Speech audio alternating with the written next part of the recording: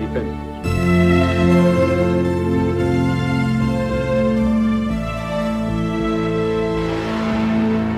I think that there is a cover-up. He crashed following a flying saucer.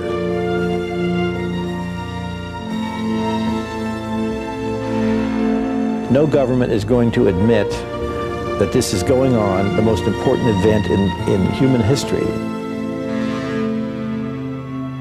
Secrecy and democracy are by definition incompatible. An electorate which is denied information is stripped of its ability to make informed decisions. Yet the vaults of official Washington are bulging with classified factoids and squirreled away dossiers.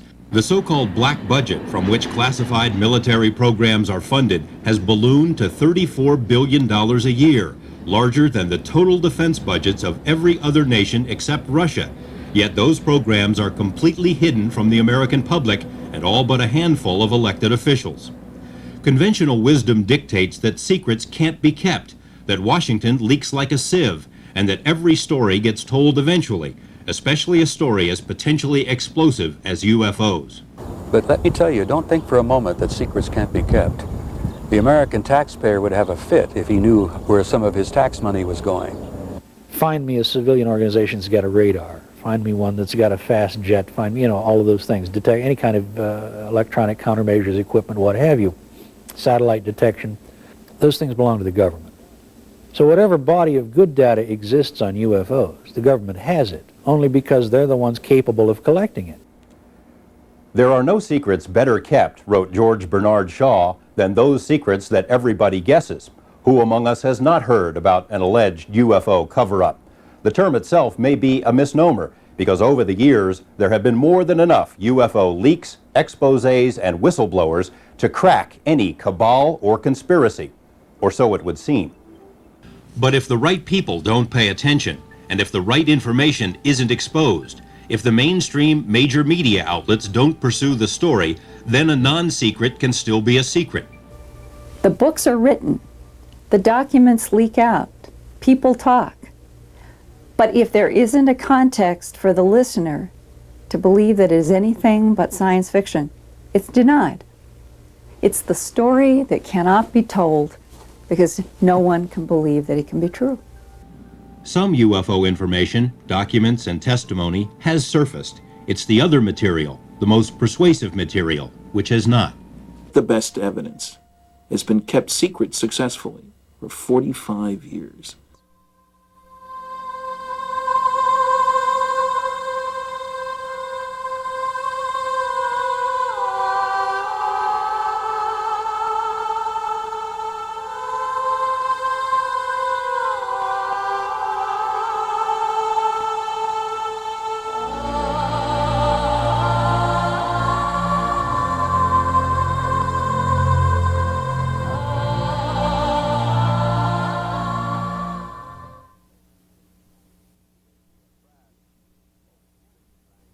You'd be surprised that folk has seen things and afraid to tell anybody about it. Former Nashville, Tennessee Councilman George Darden has never seen a UFO, but he thought he knew a good deal when he saw one. He was wrong. Darden hoped he could create a few jobs and some tourist income by building, with city funds, a UFO landing pad, sort of a Nashville-style welcome wagon for visitors from the Crab Nebula and beyond. The plan was defeated by a council vote of 27-1. Got one vote, which was a start, and that was my vote. Darden then tried to build the project with his own money, but was denied necessary permits by his skeptical, amused colleagues. The newspapers had a lot of fun at his expense, and the councilman even landed himself on the Joan Rivers show. Politically, he was doomed, and so was his idea. People have come right here in front of my house in tour buses because it came on the radio that I had built it in my backyard, which I had not. Darden says he never thought aliens would actually land in Nashville. He merely thought UFOs were a good gimmick. What he didn't know is that the seeds of his demise had been planted decades before by intelligence agencies who secretly plotted to make certain that the media and the public would never take UFOs too seriously, and that anyone who did take UFOs seriously would be subjected to ridicule and laughter. And all the way through, you can trace a deliberate pattern of disinformation, deception, the laughter curtain, the ridicule, the debunking, the UFO bashers that come out, there's still a few of them around, and say that anybody involved with UFOs is a crackpot. And I fault the media for that. They've never, ever taken the time to look at the reality of it, to look at the evidence and talk to the people who have first-hand knowledge. They go out and they'll talk to some poor yo-yo who's wearing a beanie with a couple of antennas up there, who said, I've been aboard this ship and I went to Venus and I had a love affair with... Well, the media focuses in on that guy, but they won't focus in on a scientist or retired military or a police officer who can tell them firsthand what I've seen and what's happened and what I know. August 1950, Missoula, Montana. A photographer captured movie footage of two silvery disc-shaped objects. The Air Force said it didn't know what the objects were, but that it was possible the craft were Air Force jets. 3 years later, a panel of CIA scientists dropped the word possible from the file and declared that the objects were jets, contrary to other evidence. Tremonton, Utah, July 1952. A Navy photographer filmed the formation of flying objects, which he later described as disc-shaped craft. The Air Force and Navy extensively analyzed the film, decided it didn't show planes, balloons, or birds, but didn't say what the objects were. The following year, the same panel of CIA scientists decided, after just a few hours, that the film showed seagulls. Wisconsin, 1952. A formation of UFOs is confirmed on radar. Bermuda, 1954. Again, radar captures images of craft described as UFOs. In the late 40s and early 50s, it became abundantly clear to governments around the world that something unusual really was flying around, something that was seemingly beyond any known technology. Rather than admit their ignorance and confront the issue head-on, governments did then what they tend to do today. They lied. I think, in a nutshell, that the government painted itself into a corner about UFOs for very legitimate reasons 45 years ago.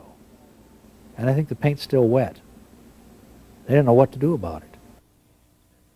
Flying saucers. Lonnie James spent 26 years in the Air Force, mostly as a radar operator, and says he and others tracked UFOs on numerous occasions in New Mexico, Texas, and North Dakota. Higher-ups would routinely issue lame excuses. We picked up an aircraft, or a blip, I should say, on the radar scope that was acting very strangely, making 90-degree turns on the scope. We watched it on the height finder first, and it appeared to just rise in height and descend at will. We don't have any idea where they're coming from or what they are. And it's being suppressed by our own government. The individual who told us it was a weather balloon or who told us it was a missile from White Sands had to be an idiot. Total idiot. This former Air Force officer doesn't want his identity revealed, but recalls daylight UFO sightings while stationed in Alaska. They appeared to be discs of some kind or another, and silver in color. And they were just sitting there, perfectly stationary. As the jets proceeded to go after them in different groups, they came back together again at incredible speed. It was just like the blink of an eye. Nobody knew what they were, and they were completely beyond our capability, and we knew, we thought we knew the capabilities of the Soviets at the time. They didn't have anything better than the MiG either. Many people trace the beginning of the modern UFO era to the June 1947 sighting of 9 objects by pilot Kenneth Arnold while flying over Washington State. Arnold compared the flight of the objects to a saucer skipping across water, and the term flying saucer was born. In reality, sightings had been taking place for years before Arnold's brief encounter. During the final months of World War II, air crews on both sides of the war frequently encountered strange, almost playful balls of light, which came to be known as Foo Fighters. We thought they might be Nazi secret weapons. The Germans and Japanese thought they were ours. After the war, thousands of so-called ghost rockets were reported over Europe, especially Scandinavia. We suspected they might be Russian weapons. The Russians thought they were ours. UFOs burst onto the American scene in 1947. Kenneth Arnold's was one of nearly 900 sightings that summer. In early 1948, a military pilot, Captain Thomas Mantell, chased a UFO over Kentucky. Mantell radioed back that the object was metallic, of tremendous size. A few minutes later, his plane crashed, and Mantell was dead. The official explanation was that he was chasing the planet Venus and blacked out for lack of oxygen. A metallic Venus didn't wash with many people. Former U.S. Senator and Air Force General Howard Cannon served with Captain Mantell. He went to altitude and he kept trying to follow it. He did report in what he was seeing on the radio, and eventually he just spun out and went in. On the surface, all was calm, but behind the scenes, military officials were greatly concerned. They worried that these unidentified objects might be advanced weapons from an enemy nation, so secret studies were begun. A joint Army-FBI study concluded that the objects were real, not imaginary, that they appeared to be metallic, disc-shaped, manufactured craft capable of great speeds and evasive maneuvers. The existence of this study was kept secret until 1976, 29 years later. The Air Force began its own study centered at Wright-Patterson Air Base in Ohio and dubbed Project Sign. In August of 1948, a top-secret evaluation was written based on an analysis of 200 early cases. The Project Sign report concluded, astonishingly, that UFOs were almost certainly interplanetary craft. But when the document was forwarded to Chief of Staff Haut Vandenberg, the general disagreed with the conclusion and ordered all copies of the report destroyed. Vandenberg later confided that such a conclusion would have, quote, caused a stampede, meaning widespread panic. Air Force staffers got the message. Any conclusion that UFOs were from somewhere else was unacceptable. They rewrote their report, reached no conclusion, and that report was accepted. Despite the inconclusive bottom line, this report was also kept secret until 1985. That was the last gasp for objective UFO studies. Project Sign was renamed Project Grudge. According to a later congressional report, the primary job of Grudge was to explain all UFO sightings. Even with this mandate, Grudge staffers still found they could not explain 23% of UFO incidents. Their final report chalked up these unknown sightings to, quote, psychological explanations, the first official declaration that people who see flying saucers are crazy. The government has been aware since the late 40s at least that we are dealing with, in many cases, solid vehicles, not from this earth, that they are powered by extremely advanced propulsion systems, and that in some cases occupants have been seen. The Air Force went to great lengths to convince the public there was nothing to worry about. When tens of thousands of people from the Dakotas to Mexico witnessed a formation of bright UFOs, the Pentagon dismissed it as a misidentification of the constellation Orion, even though at the time Orion could only have been seen from the other side of the Earth.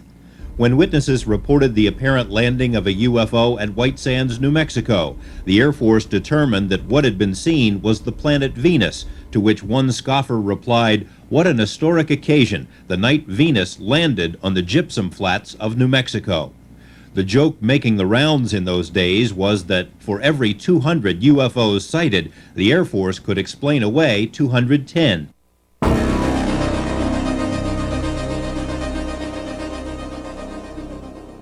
Even less cooperative than the public were the UFOs themselves. Once again, they seemed determined to refute all suggestions that they didn't exist. In 1952, the U.S. was hit by a massive wave of UFO sightings, more than 1,500 separate incidents in all, and many more occurred that weren't reported.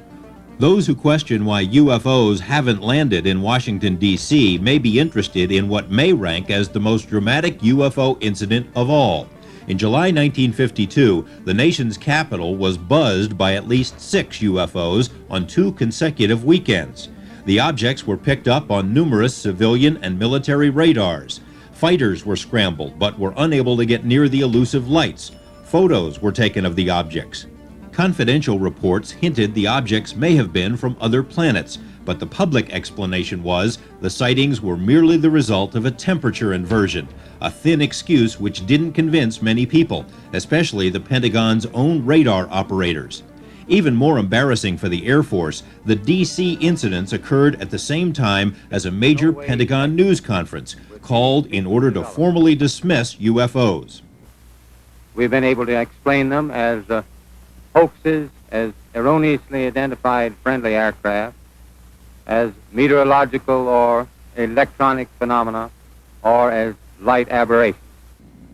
With its public credibility on the wane, the Air Force launched yet another so-called study, Project Blue Book, which was soon inundated with new sighting reports. The first head of Blue Book, Captain Edward Rappelt, somewhat naively attempted to conduct an authentic study, but quickly surmised that his superiors didn't really welcome such an effort. In disgust, he quit, then wrote a book which told the world that a cover-up was in the works, that UFOs were real, and that they may be extraterrestrial craft. Blue Book stumbled on. From the Air Force point of view and the government point of view, it was primarily a public relations exercise. To the Air Force in those days, UFO reports were just an annoyance. They were, and I asked Hector Quintanilla, Major Quintanilla, who was in charge of Blue Book at the time, and he said, it's not our job to do research, it's the scientific community's job. And every time we go to the scientific community, they say there is nothing to UFOs. So who are we to say that the scientists are wrong? Despite the pretense of being an objective study, it became abundantly clear in later years that Blue Book was a public relations exercise, and that the best, most intriguing UFO cases were never included in Blue Book's files. This memo, issued by an Air Force general in 1969, confirms that UFO cases which affected national security were sent to another program, one that remains secret to this day. So the notion, which most people seem to accept, that the only group concerned with UFOs was this wonderful scientific group, Project Blue Book, which it never was anyway, is nonsense as clearly enunciated by an Air Force general told to look over the whole situation. Former Air Force Colonel Wendell Stevens was stationed at Wright-Patterson Air Base when the UFO studies were headquartered there. He was assigned to a special project in Alaska, along with a team of civilians and several planes packed with sophisticated electronic and photographic equipment. And we succeeded in getting, collecting information probably 2 or 3 times a week. And some of the cases, of the contact cases, were quite spectacular. One of the key pictures that I remember was a time when a disc, about a 30-foot diameter disc, got in the slot behind the trailing edge of the big wing and ahead of the leading edge of the small wing, and only inside of the wingtips, within 50 or 60 feet of the fuselage, and sat there for 2 or 3 minutes. And they took pictures with all these cameras, and we would package it in a metal box, a little locker that was locked and chained to an officer's wrist and flown to Washington. Every night we got one of those. None of that has ever been released. Up next, journalist Brian Gresh investigates the central event in what some have called the Cosmic Watergate.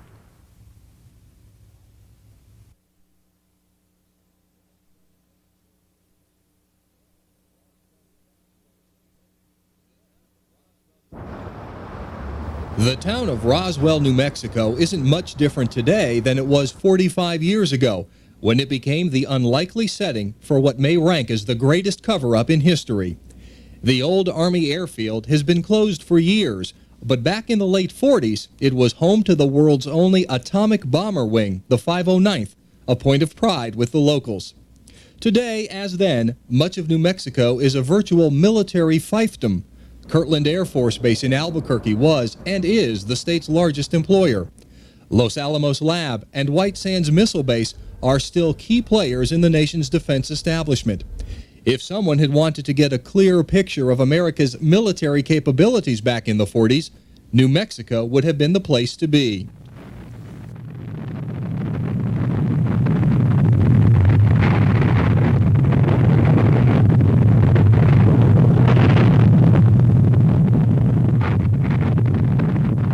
New Mexico in the late 40s and early 50s was not only a hotbed of military activity, but also of UFO sightings. Green fireballs and other unexplained phenomena had been reported over nearly all of the state's top-secret military facilities on an ongoing basis. prompting hush-hush studies and evaluations. One secret study, dubbed Project Twinkle, concluded that it was doubtful the phenomenon was of natural origin. One reason? When attempts were made to photograph or record the fireballs, they simply moved to another location, as if they didn't want their pictures taken.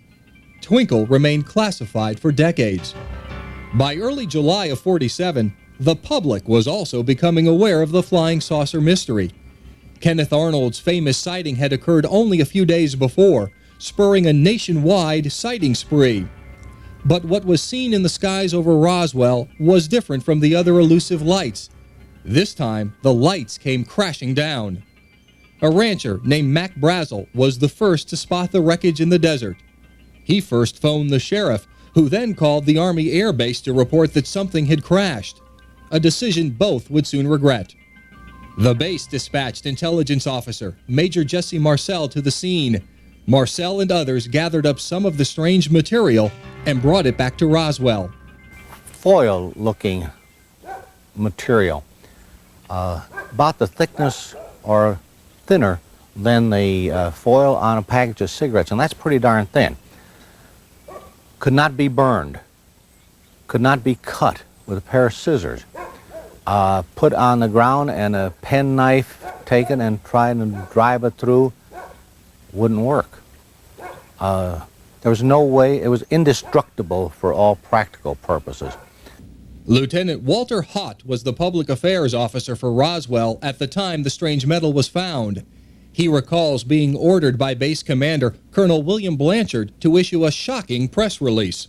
He called and said words to this effect: "We've got pieces of what we think is a flying saucer." The release was picked up by newspapers all over the world, and queries about the flying saucer came pouring in. The first phone call I got after that got on the wires and the like was from London, England, fellow calling some newspaper, and I don't remember which one it was. "If this is something from outer space, how did Major Marcel know how to fly it?" Well, he didn't actually get in it and fly it. He just put the pieces in an aeroplane and flew the aeroplane. But within hours after the initial press release, higher-ups within the Army ordered a new story to be issued. The wreckage wasn't from a flying saucer after all, but rather was part of a weather balloon. A news conference was staged, at which pieces of a shredded weather balloon were put on display.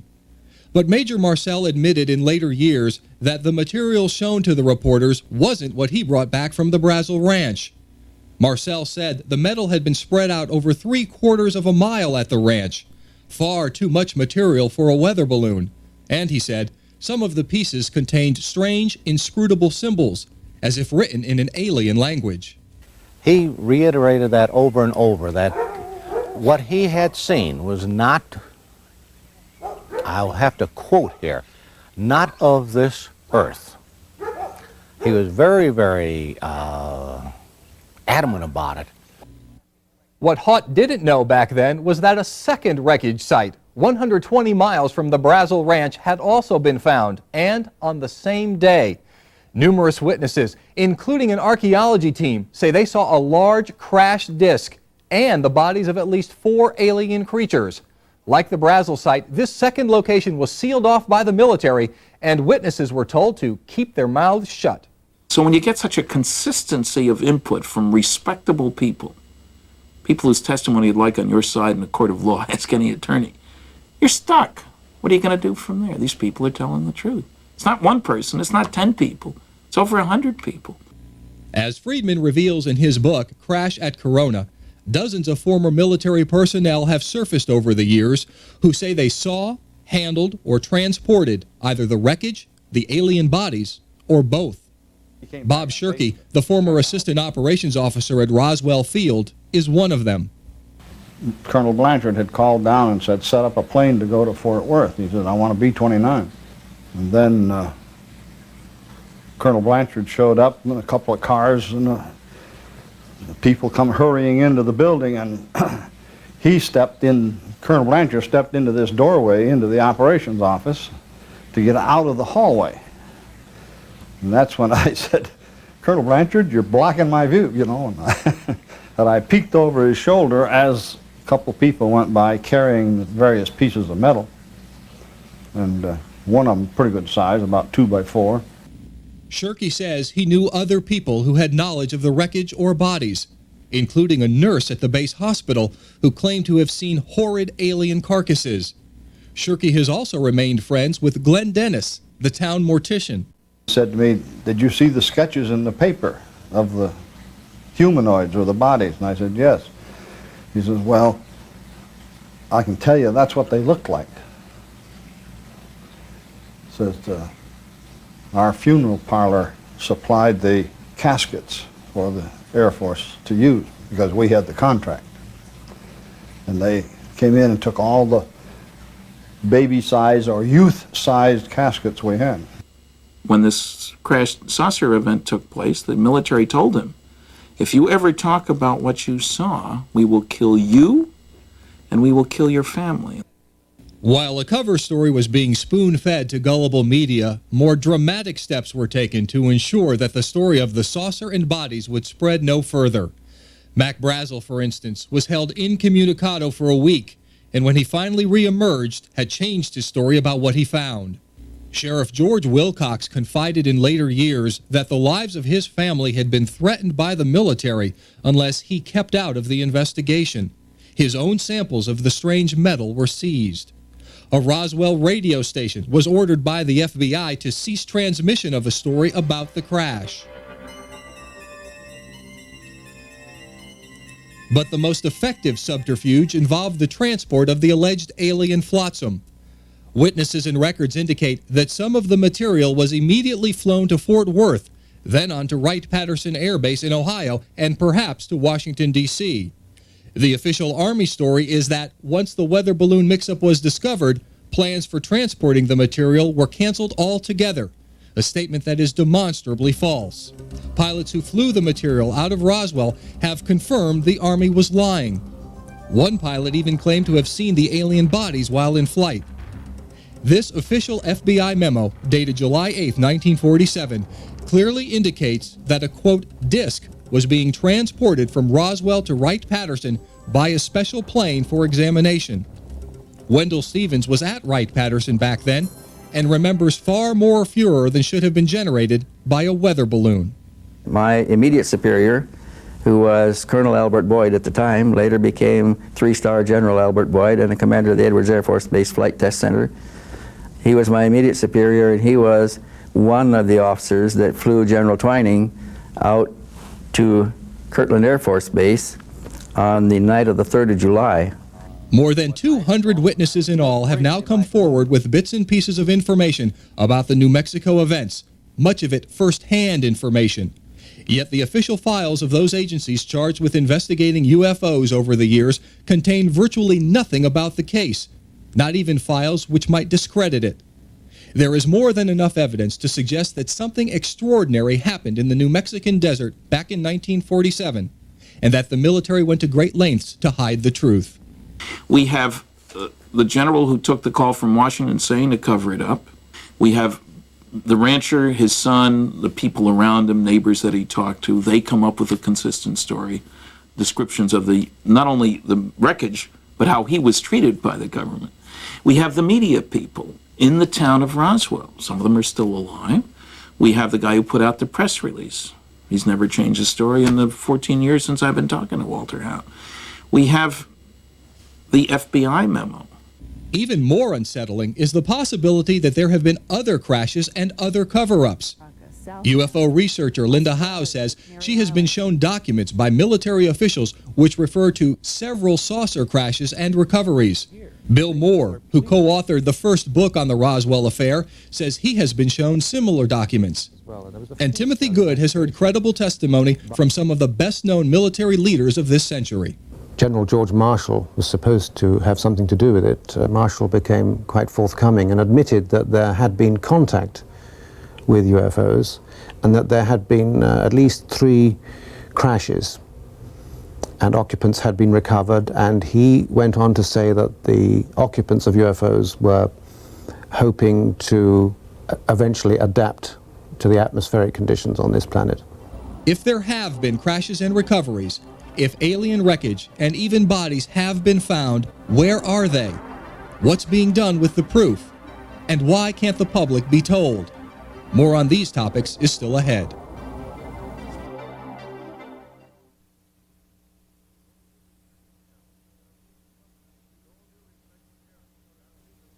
With all due respect to the Air Force, I believe that some of them will prove to be of interplanetary origin.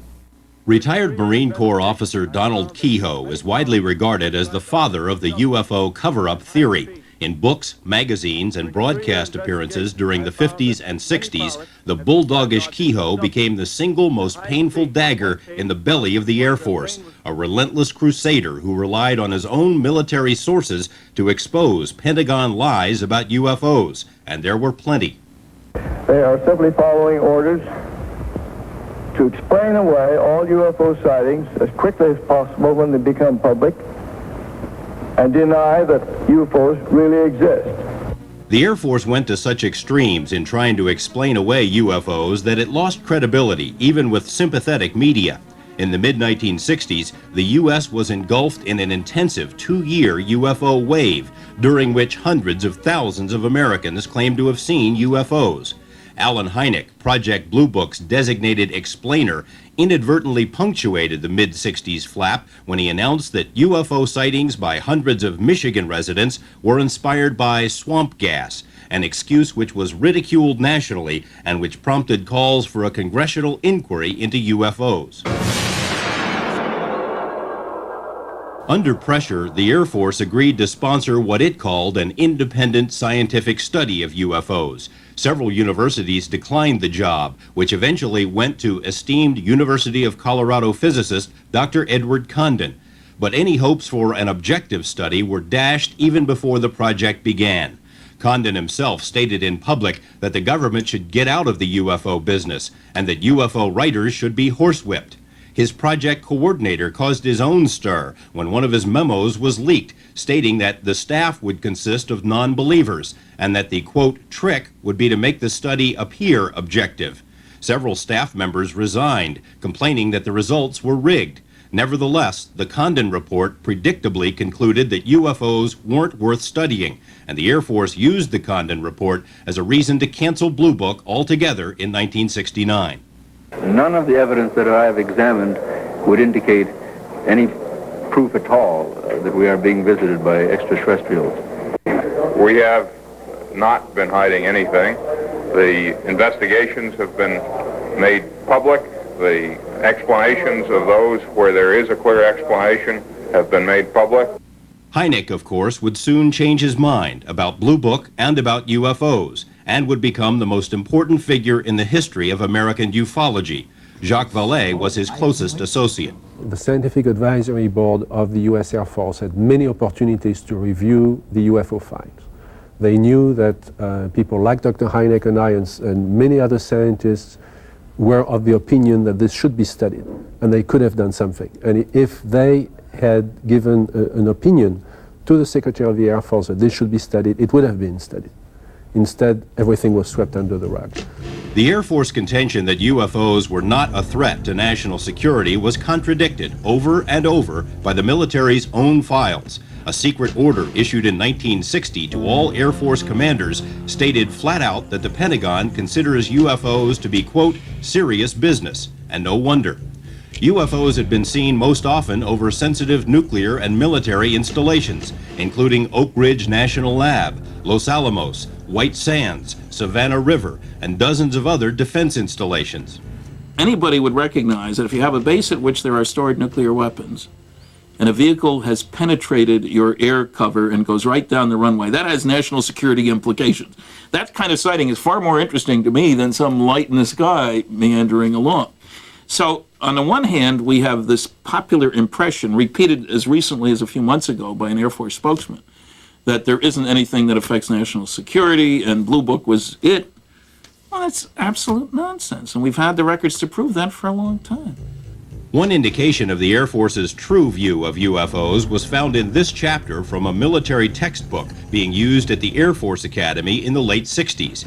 The Air Force was teaching its finest cadets that the UFO phenomenon has been global in nature for 50,000 years, that it is not psychological, that some UFOs appear to be craft controlled by aliens, and that there may be as many as 4 types of aliens visiting this planet. The Air Force's own words. When word of this chapter leaked to the public, it was pulled from the curriculum. Another indication of how seriously UFOs were taken was the level of secrecy assigned by the Pentagon. And it has been covered up. It was classified higher than the hydrogen bomb back in 1950. And it's still classified way, way above top secret. One source for this information was Wilbert Smith, one of Canada's leading scientists during the 1950s. In this formerly top-secret memo written for Canada's Department of Transport, Smith revealed that he had had high-level meetings with American scientists concerning UFOs, that flying saucers were real, and that they were classified higher than the H-bomb in the U.S. Smith also indicated that material from crashed saucers had been recovered by the Americans.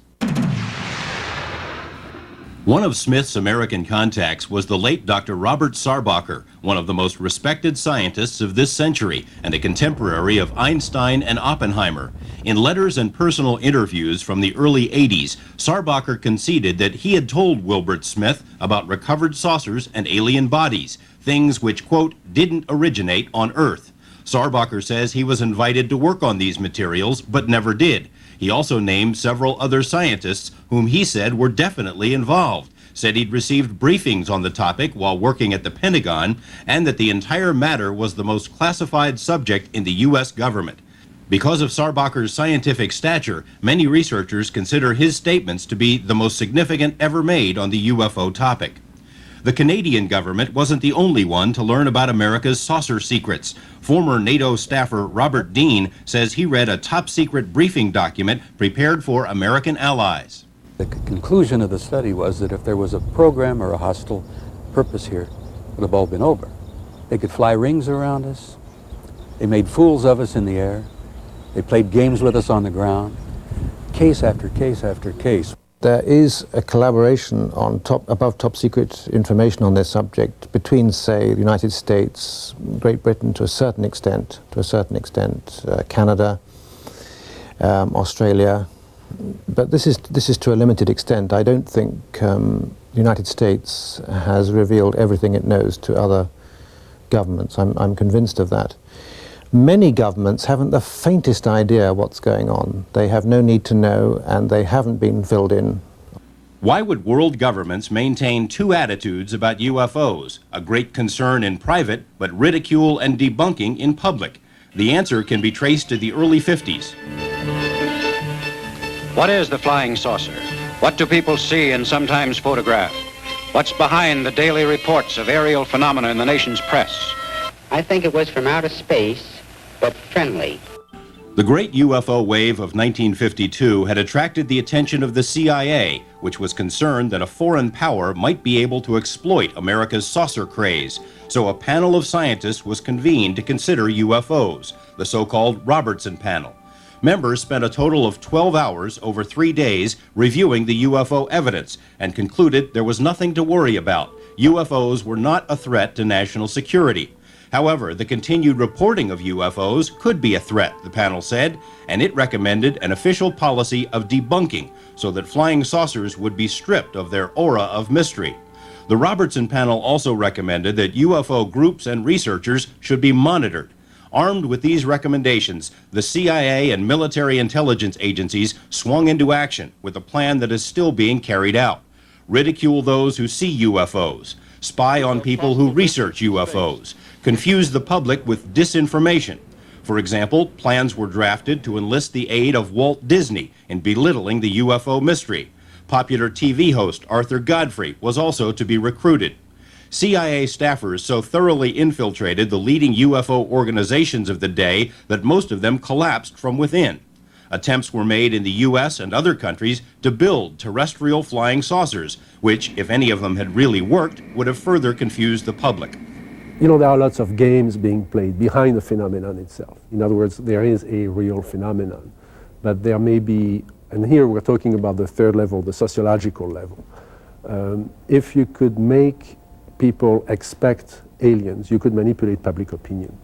High-profile people who take an interest in UFOs, people like former Nashville Councilman George Darden, end up as targets of scorn and laughter. Others, like Linda Howe and Bill Moore, find themselves the targets of government surveillance. The FBI, for instance, has been unwilling to let Moore see the dossier it's compiled on his UFO activities, and some have been warned. I have been warned by some people that they're paying close attention to you, Stan, and I try to be careful what I do and what I say. And a lot of people have spilled the beans, but they have been either popularly discredited, so the story doesn't travel. Some have been incarcerated in one way or another, some in mental institutions. Nobody else believes that this is going on. They can tell their neighbors and the neighbors laugh at them, but it is going on, and it works, and there's only a few that jump the fence, and those few are discredited, and the word doesn't travel too far. Concerning UFOs, Clifford Stone had a spotless military record until the summer of 1986, when his Army commanders found out he was writing a book about UFOs. From that point on, Stone says, his life became a living nightmare. if you have an interest in UFOs and you're writing Freedom of Information Act request and writing various senators, then there has to be something wrong with you. So they set me up for a mental health evaluation. Upon my return from seeing the legal advisor, they had already moved everything out of my office. I had been relieved of duty. They set up an office for me down in the basement. I was not to have any contact with any of the other cadre. As a matter of fact, the other cadre were scared that if they were seen talking to me, that they would be in trouble. They were talking court-martial. Stone says he developed several high-level military sources who convinced him the cover-up is real. My executive officer, who started all this, called me in. He told me, he says, what difference does it make to you if we have 50 captured saucers? My response to him was, and I remember this to this day, sir, you have the luxury of not knowing the truth. Unfortunately, I do not share that same luxury. People with far more clout than Cliff Stone have also been thwarted in their efforts to find out what the military knows about UFOs. During his campaign for president, Jimmy Carter vowed to open all UFO files if he were elected. News articles hinted that Carter was preparing to make an unsettling announcement about UFOs, but it never happened, and to this day, he declines to say why. Senator Barry Goldwater, a former Air Force general who also served as chairman of the Senate Intelligence Committee, would presumably have the power and the clearance to see anything in the military's arsenal. But when Goldwater asked to see the so-called Blue Room, where UFO material is supposedly stored, during a visit to Wright-Patterson Air Base in Ohio, he was told by General Curtis LeMay that it was none of his business and he should never ask again. Former Nevada Senator Howard Cannon is one of Goldwater's closest friends and says he and Goldwater discussed UFOs and the Blue Room several times. What Barry wanted to do is get in and find out what did they have. What could they say when you say he was turned down? I'm sure that had I gone to them and said, I'd like to go in there, what's the useful purpose? You know, we couldn't come out and talk about that sort of thing and say, well, here's what we saw. First place, somebody would say we're lying, and it would serve no useful purpose, I think. Cannon, who also was an Air Force general, thinks Congress would have been told if crashed saucers had ever been recovered, but concedes that such secrets could be kept from Congress and the public. Well, they've kept some pretty good secrets over a period of time, and so I'd have to say that I'd have to believe that secrets like that could be kept. Getting copies of government UFO documents can also be a daunting task, in spite of the Freedom of Information Act. Simply put, if the government doesn't want you to see a file, you won't. There's no question that agencies of the United States government have been withholding, on a regular, clear-cut basis, data about flying saucers, among them the CIA and the National Security Agency.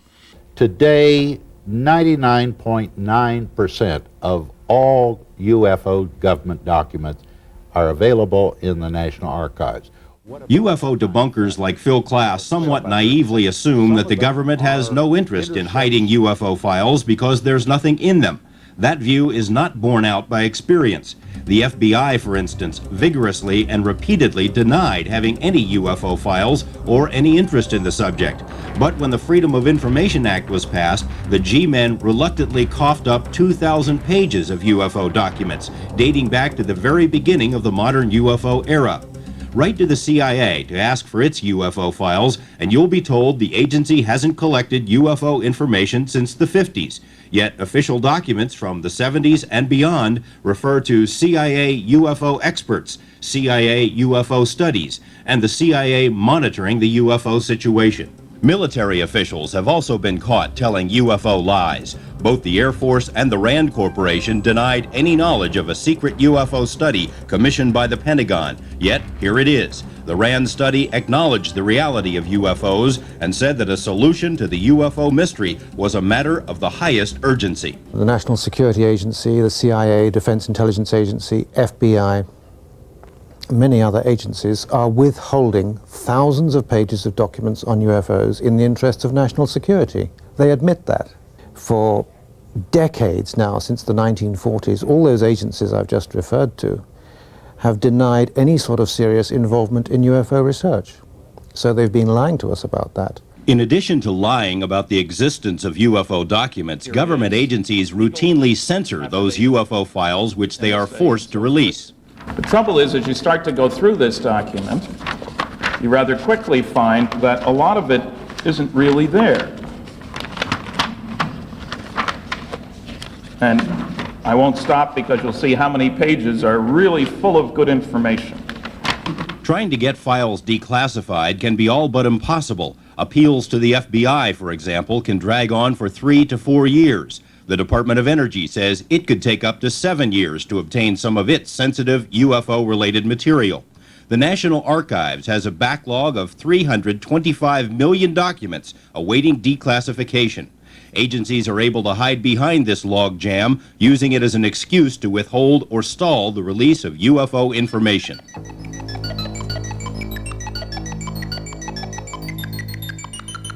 More disturbing than censorship, false denials, and stall tactics is government-sanctioned disinformation, which seemingly flows back to the CIA's Robertson panel. A recommendation that UFOs be demystified inspired intelligence agencies to muddy the flying saucer waters. Today, there are even officially published rules for how deception programs should be carried out in order to provide cover stories for secret military projects. Disinformation is a diversion away from the truth. Our method of protecting information is essentially to dilute it with so much garbage that it is extremely difficult for an outsider without access to know what's good and what isn't. Bill Moore should know all about disinformation efforts. He admits that he was part of one in the 1980s, working hand in hand with Air Force intelligence in a scheme to discredit a UFO researcher, a man who subsequently suffered a mental breakdown. Moore defends his motives. My involvement was only with the motive of learning how the process worked, who was involved with it, and ultimately, if I could, what was behind it. Why is the government doing this kind of thing? I never did quite learn why, but I did learn who, and I learned a great deal about how. Moore is also at the center of what many consider to be the ultimate UFO deception, the MJ-12 affair.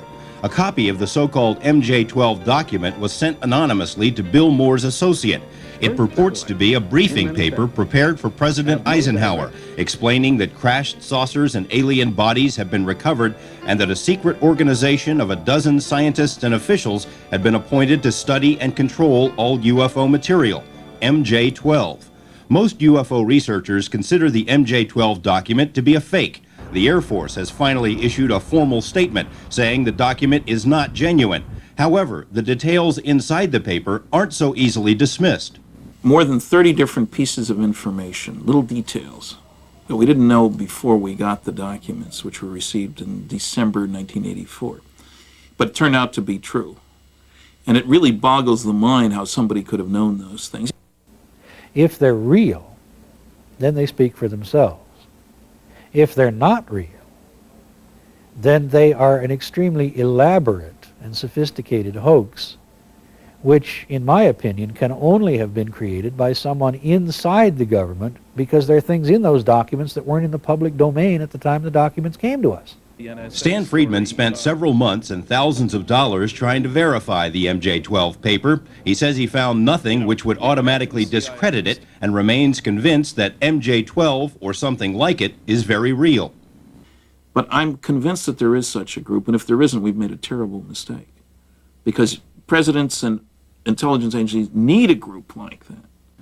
Jacques Vallée was one of the first writers to suggest that the government might be deeply involved in UFO disinformation. Today, he says, there is ample evidence that such programs continue.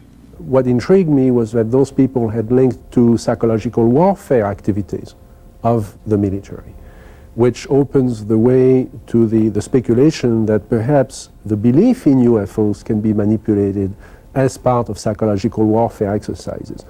The long and winding paper trail clearly shows that our government in its various forms spies on UFO researchers, infiltrates UFO groups, lies about UFO documents, censors UFO files, threatens UFO witnesses, and weaves vast and elaborate UFO deception programs aimed at confusing and misleading the American public and the rest of the world.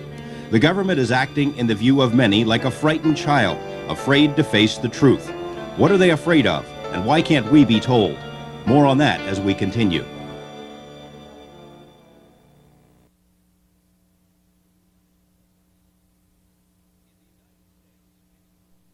In the United States, any person who comes into contact with extraterrestrial beings or material can be locked up for an indefinite period without so much as a hearing.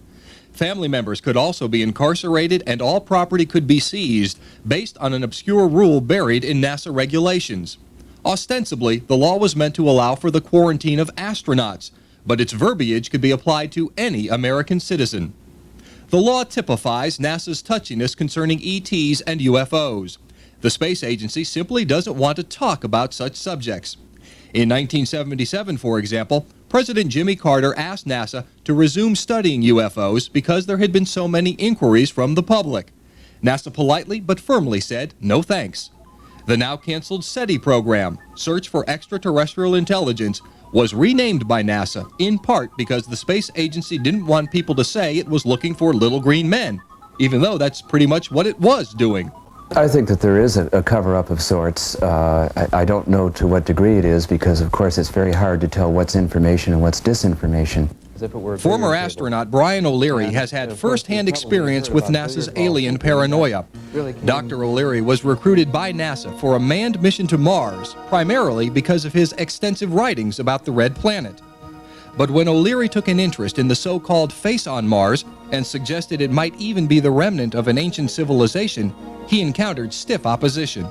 I did an optical study of the face on Mars, and it took me 4 years to publish the paper. It was finally published in the Journal of the British Interplanetary Society. The first few attempts to publish it were turned down flat, and the reviewers made such comments as like, Dr. O'Leary shouldn't spend 1 microsecond of his time inquiring into something so ridiculous and so absurd. The mainstream scientists, when they start to look at these pictures, in fact, I know the person that first discovered them.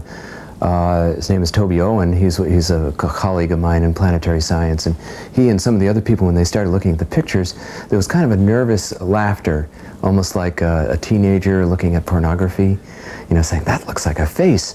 But then when it comes time to go public, you have to be conservative, or else you might just blow your whole credibility. In 1993, NASA launched the ill-fated Mars Observer for the purpose of thoroughly photographing the Martian surface. Despite intense public interest in the face and surrounding features, NASA had to be dragged, kicking and screaming, into an agreement that the face region would be photographed.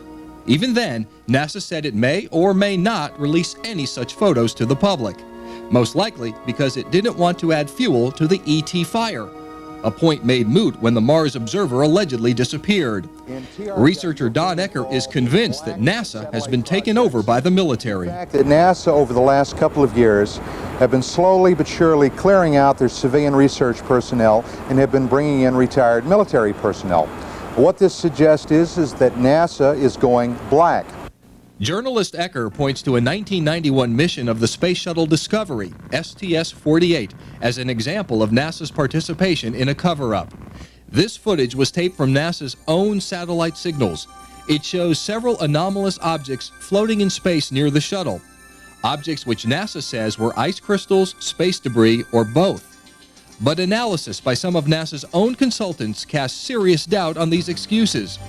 At one point, the footage clearly shows an object make a radical shift in direction, in apparent response to a flash of light emanating from the shuttle.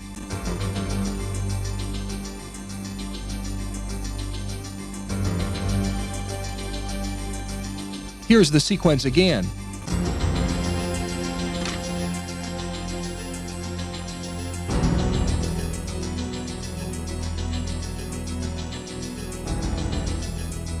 Notice two other objects streaking across space at incredible speeds. Self-propelled ice crystals, or are they something unexplainable? These objects, in fact, were not ice, were some type of manufactured vehicle, and they demonstrated a propulsion system that we presently on Earth either are not aware of, or if there are elements within the government that is aware of it, they're keeping it under wraps. To some, this sequence of events suggests a hostile inner space encounter between a U.S. space shuttle and UFOs. To others, it's another in a long string of inconsequential sightings of space junk. The question of whether American astronauts have seen UFOs was settled long ago, even though no astronauts, current or former, are willing to talk about the subject today. Of the original Mercury 7 astronauts, at least 3 reportedly saw anomalous objects. John Glenn saw sparkling fireflies dancing around his capsule. The late Deke Slayton said he repeatedly circled a stationary UFO while piloting a fighter plane. And Gordon Cooper was so certain that the craft he witnessed several times while flying over Europe were of extraterrestrial origin that he wrote a letter stating his opinion to the United Nations. Cooper has since recanted his statement but refuses to answer any questions about what he saw or why he changed his mind. In fact, none of the astronauts who supposedly saw anomalous objects were willing to respond to inquiries, including astronauts Frank Borman and James Lovell, who snapped this photo of 2 luminous objects from space, or James McDivitt, who confided in friends about his own UFO sightings while in orbit. They can't even tell their spouses, and I either get no answers or I get a very emotional response, almost embarrassment that, you know, that I even ask the question. It's kind of ironic. It's one of these catch-22 situations. If you know, you can't tell. If you don't know anyway. UFOs have reportedly been monitoring human technology for decades, perhaps centuries. They've followed our planes and experimental vehicles, have been spotted adjacent to rocket and missile tests, and have done the same all over the world. What I have been told off the record by certain former members of the American space effort was that not only have there been UFOs encountered in many space flights and with the Russians, but that the Americans and the former Soviet Union had a very close covert relationship, working hand in hand in the pursuit of the overall UFO phenomenon. Under communism, Soviet leaders publicly scoffed at UFO reports, suggesting the whole matter was a capitalist plot. At the same time, the Russians sometimes used UFOs for their own propaganda purposes. They had launch sites that were secret, and when they launched a rocket, they encouraged the people in the area to believe that what they had seen in the sky was a flying saucer. They actually planted those stories. I think we've done the same thing. But the Russian military clearly knew that UFOs were real. Hidden in the archives of the Ministry of Defense is solid evidence of Russian UFO encounters, on Earth and in space. What's more, the Russian government knows that the American government knows. Because the Soviets got a jump on the U.S. in the space race, they also had the first outer space UFO sightings. Yuri Gagarin, the first man in space, reportedly saw UFOs during his flight, but said he was not permitted to talk about it. The second Russian in space not only saw UFOs, but filmed them. One frame of that film, showing several UFOs dancing around the capsule, was published in a Soviet magazine years later. Scientist Ramily Avramenko, one of the chief designers of Russia's Star Wars program, says the Soviet government knew UFOs were from somewhere else since day one of the space race. At that time, satellites in space were easily countable, but we also saw vehicles whose technical characteristics we cannot match even now. We saw tens of these in 1959. Surely the existence of these vehicles caused problems for the U.S. defense systems, because you are faced with this information as well.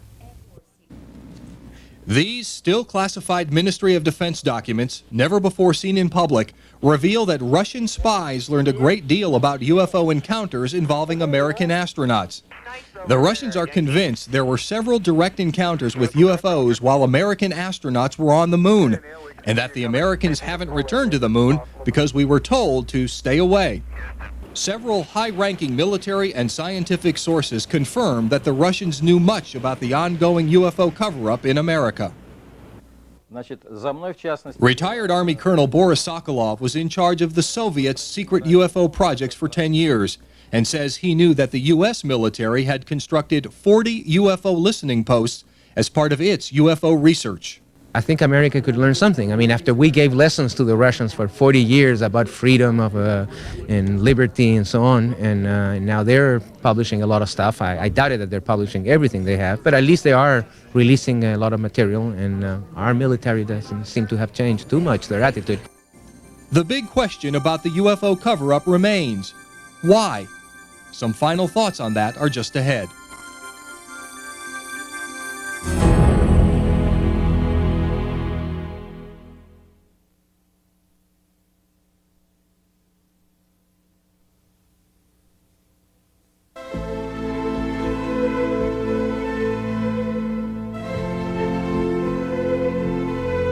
When is a secret not a secret?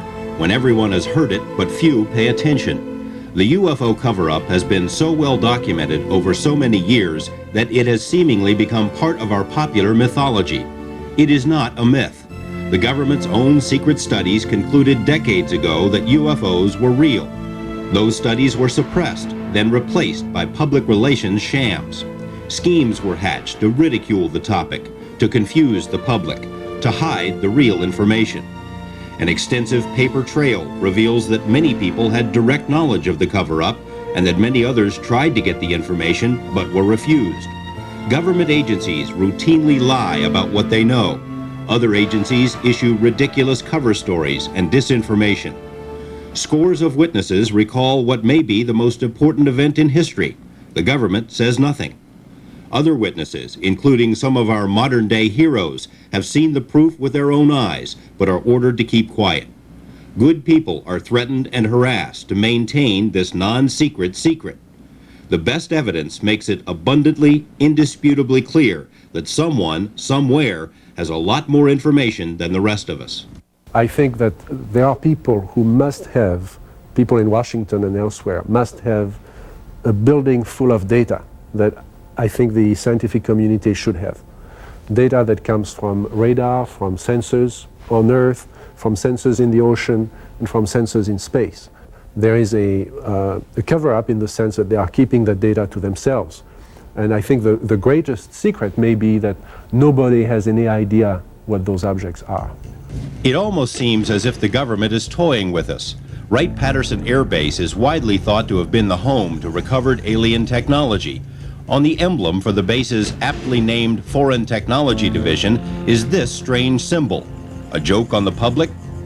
George Adamski, the original contactee whose claims about visiting Venus have been largely discredited, was able to travel all over the world to deliver specious lectures with the help of a special high-level passport. Who gave it to him? President Ronald Reagan, who delivered 5 public speeches about a possible threat from outer space, held a special White House screening of the movie E.T. and afterward whispered in the ear of director Steven Spielberg. When the showing was over, Reagan got up, put his hand on Steve's shoulder and said, "You know, fewer than 6 people in this room know the whole story." We can't say how many people, if any, know the full story, but certainly there have been many who know more than the rest of us, including some of the most trusted personalities of this century. Scientists like Hermann Oberth, the father of modern rocketry, who said that UFOs are from outer space and that contact had been established. Or his colleague, Werner von Braun, who hinted that closer contact with an alien intelligence was imminent. Or General Douglas MacArthur, who predicted that our next great war would be an interplanetary war. Or General George Marshall, who also said contact had been made and that UFOs could wipe us out if they wished. Or Admiral Roscoe Hillenkoetter, first director of the CIA, who joined a UFO group after leaving government and who said that the next step is up to the aliens. Or famed scientist Robert Sarbacher, who told colleagues he was invited to work on recovered alien material and that the matter is the most classified subject in the government. Or Adolf Hitler, Joseph Stalin, and Winston Churchill, each of whom ordered secret UFO studies in their respective nations. Or future President Gerald Ford, who called for congressional hearings so that Americans could learn the truth about UFOs. Or President Jimmy Carter, who saw his own UFO and who wanted to open all government UFO files, but didn't or couldn't. Or Senator Barry Goldwater, who was denied access to UFO information, but who later wrote that a plan was in the works to let the public know the full story. So what is this plan, and when do we get to see it? The solution to avoiding acculturation would be one of indoctrination. And my research has exposed a great deal of evidence, a total preponderance of evidence that clearly suggests that we've been on that path. The government has been supplying us with leaked information, if you will. There's substantial evidence of use of subliminal media. Exler is one of many UFO researchers who suspects that the public is being slowly programmed through advertising, TV shows, movies, and other media to accept the alien reality. If such a plan isn't in the works, perhaps there should be one. This 1960 study, prepared by the Brookings Institute for NASA, predicted that confirmed contact with a more advanced alien civilization would lead to the collapse and disintegration of human culture and institutions. In other words, total chaos. The study suggested that only a gradual indoctrination program could prevent this. Whether or not such a program was ever implemented, the effect has been the same. People seem ready. So you fear the unknown. If you know all about UFOs, the fact they're here, there's going to be no panic. That's the excuse they've used since the Orson Welles Mercury radio program in 1938. The people did panic. We are far more sophisticated than that. The public at large may be ready, but select groups may not. Some researchers are convinced that the cover-up persists because of its potential effects on religion. The first thing that would happen would be you'd have 40 million right-wing fundamentalist Christians climbing the walls, and then you'd have virtually every other opposition politician screaming in holy terror. You'd have absolute chaos. Others think the cover-up is maintained because of a military mindset among those who control the information. Under the guise of national security, many things were hidden, and many things today are still being hidden because there is a fear among certain individuals and very covert people that it is not good for the national security of this country for the citizens to understand it. If alien technology has been recovered by the government, it could represent the ultimate weapons system, a system that no government would want to see in the hands of another. In the Nevada desert, for example, a top-secret, highly secure military base known as Area 51 is where witnesses and informed sources have repeatedly seen flying saucers, which they say are of alien origin. I saw 8 other ones, yeah. Former government scientist Bob Lazar says the discs are being studied so that their military potential can be exploited. The field that's generated will disable electronic equipment. It could absolutely be the ultimate weapon there is. I'm convinced that we do have recovered craft, and that the propulsion system associated with those craft is so sensitive that it is related to defense. And quite obviously, that has to be covered up. Tim Good agrees that national security is one reason why governments won't talk about recovered discs, and he agrees that such technology has likely been studied at Area 51. But he also sees other reasons for the government's reluctance. I think now something like 3,500 pilots have reported sightings of UFOs now, military and civilian pilots. I've spoken to a number of pilots who've had near collisions with UFOs. If it were to be revealed that there have been quite a number of near collisions, and that in some cases aircraft have even disappeared, in above top secret, I've cited at least 2 instances where aircraft have disappeared shortly after UFOs have been seen in the vicinity or reported by the pilot. That's not the sort of information that governments want to let out to the public. I mean, people would be wary about flying anymore. Bob Dean thinks it would be difficult for the government to make a limited announcement because any official acknowledgement would open a floodgate of sources. We've got astronauts, top military people, who are willing to tell us in an open forum what they've seen and what they've experienced, if they can be guaranteed that their careers and their families are not going to be in danger. And I said before that if that announcement were made, or something to that effect, that I would rather be in the liquor business than the real estate business. Author and researcher Bud Hopkins is convinced that so-called alien abductions are at the heart of the cover-up because they seemingly happen so often and there doesn't seem to be anything anyone can do to stop them. These people or creatures or whatever they are here and doing what they want to with the population, able to control their memories, float them out of their houses or their cars or whatever, do physical examinations, take samples and send them back, and there's nothing the government can do about it. Can you imagine any government leader standing up and admitting that publicly? It would be an absolute abdication of that sense of control that all politicians like to have. Nobody will do that. Stan Friedman maintains that people could handle the truth without widespread panic, but he also believes the effects would be profound. I mean, some of the things that would happen, I suppose, church attendance, mental hospital admissions would go up, stock market would go down. But I think the biggest thing that would happen, based on 600 college lectures, a lot of young people out there, is that there'd be an immediate push on the part of the younger generation, which was never alive when there wasn't a space program, interestingly enough, for a whole new view of ourselves. Instead of as Americans, Russians, Chinese, Cubans, Ghanaians, whatever, as Earthlings. Because obviously from an alien viewpoint, we are all Earthlings.